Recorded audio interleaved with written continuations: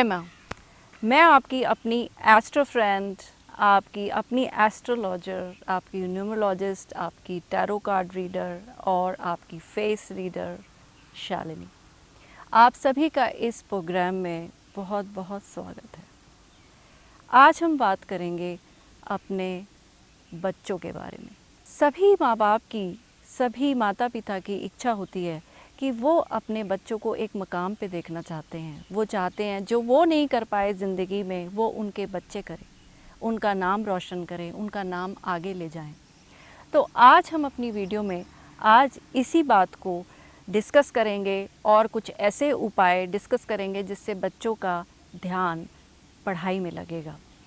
देखिए, आप सभी को पता है कि एग्ज़ाम्स सर पे हैं, बोर्ड एग्ज़ाम्स आने वाले हैं और बच्चे जो माहौल चल रहा है आजकल, उसमें उनकी पढ़ाई ऑनलाइन हो रही है या व्यवस्थित तौर पे नहीं हो पा रही है।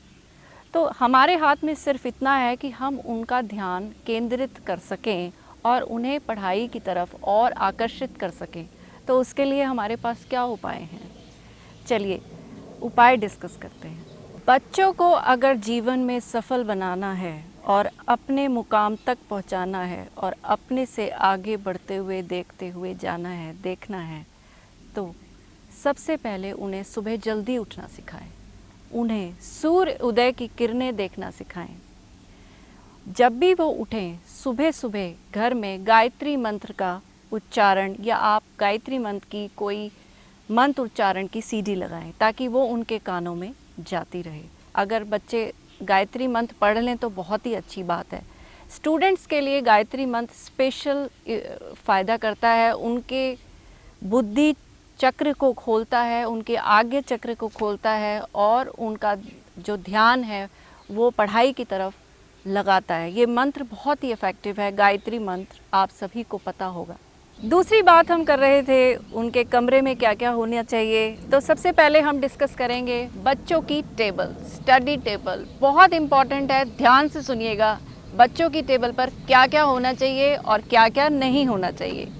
कोई भी ऐसा गैजेट जो बच्चों का ध्यान आकर्षित करता है अपनी तरफ और उनका टाइम वेस्ट कराता है, वो प्लीज़ वहाँ से बिल्कुल हटा दें।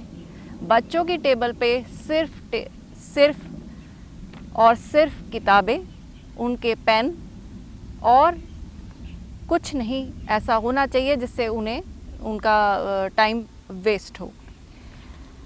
अगर हम उनकी टेबल पर छोटे से गणपति लाके रख दें और उनसे कहें कि सुबह जब भी वो उठते हैं तो उनकी तरफ देखें या उनके पैर छुएं, उनका आशीर्वाद लेके अपनी पढ़ाई की शुरुआत करें, तो मैं नहीं समझती कि उनके अंक कम आएंगे किसी भी एग्ज़ाम में। उनको दिनों दिन तरक्की मिलेगी, उनका ध्यान पढ़ाई में लगेगा, अपने लक्ष्य को वो निर्धारित समय पर प्राप्त कर सकेंगे। अगर हम उनके कमरे में सरस्वती माँ की कोई भी एक छोटी तस्वीर लाके लगा दें तो आपको उसके रिज़ल्ट तुरंत ही आने लगेंगे, डे 1 से। ये कुछ ऐसे आजमाए हुए उपाय हैं जो लोगों को मैंने बताए हैं और उनको बहुत फ़ायदे हुए हैं। अभी मैंने आपको बताया था स्टडी टेबल पे क्या क्या होना चाहिए। अब मैं बताऊंगी स्टडी टेबल की डायरेक्शन क्या होनी चाहिए।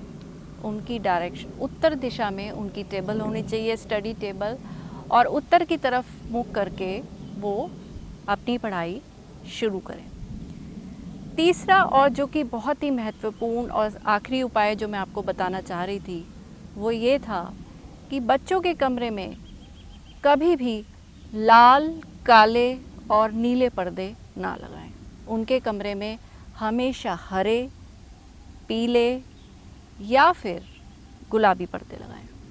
इससे उनकी लाइफ में बहुत पॉजिटिव रिजल्ट्स आते हैं और एक नकारात्मक माहौल नहीं बनता है। हमेशा एक बात का ध्यान रखें, अपने बच्चों से प्यार से बोलें, प्रेम से बात करें। देखिए, प्रेम से अगर आप किसी भी चीज़ को कहेंगे तो वो ज़रूर बच्चे सुनेंगे उसको। अपनी महत्वाकांक्षाएं बच्चों पे थोपे ना, उससे क्या होगा, वो ज़बरदस्ती करेंगे। कोई भी काम ज़बरदस्ती से नहीं होता, समझाने से होता है। आप अपने उपाय करिए, बच्चों से प्यार से बोलिए, घर का माहौल थोड़ा धार्मिक बनाइए, सुबह गायत्री मंत्र चलाइए, बच्चों के सामने थोड़ी पूजा पाठ करिए, तो क्यों नहीं बच्चे अपने संस्कार को धारण करेंगे और अपनी पढ़ाई की तरफ और अग्रसर होंगे। एक छोटा सा उपाय हम और कर सकते हैं, बच्चों की हॉबीज़ को भी अगर हमें टच करना चाहिए, हमें उनकी हॉबीज़ में प्लांटिंग ज़रूर इंक्लूड करनी चाहिए। उनके बर्थडे पे उन्हें प्लांट्स ज़रूर गिफ्ट करें, या फिर उनके बर्थडे पे एक छोटा सा प्लांट उनके नाम का, उनके टैग लगाकर आप उन्हें प्रेजेंट करें या घर में लगाएं, और उसको उस बच्चे से कहें कि इसको रोज़ पानी देना है, इसका ख्याल रखना है। ये बहुत अच्छा उपाय है बच्चों की बुद्धि के विकास के लिए, बुद्ध का उपाय है, इसे ज़रूर करें। ये बहुत कारगर है और बहुत बच्चों को इससे फ़ायदा हो।